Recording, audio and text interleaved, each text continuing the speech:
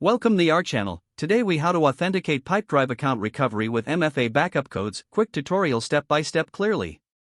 To start, open the Pipedrive login page in your browser. Enter your email address associated with your Pipedrive account. Click on the Continue button. On the next screen, enter your password.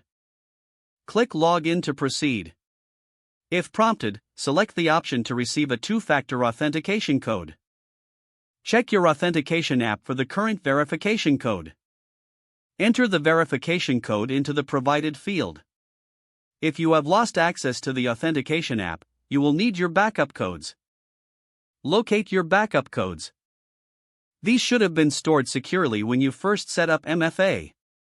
If you cannot find your backup codes, click on Need Backup Codes on the login page.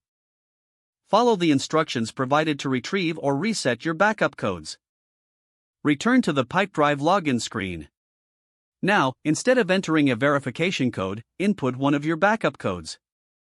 Press Submit to authenticate your account. Upon successful login, you will regain access to your Pipedrive account. For additional security, consider generating new backup codes once logged in. Remember to store these codes in a secure location for future use.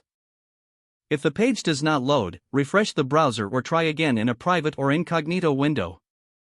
Make sure you are using the correct email address, then retype it carefully to avoid small typos. If your password is not accepted, use the reset option and create a new strong password you can remember. Check your spam folder for verification or security emails, then complete any requested confirmation steps.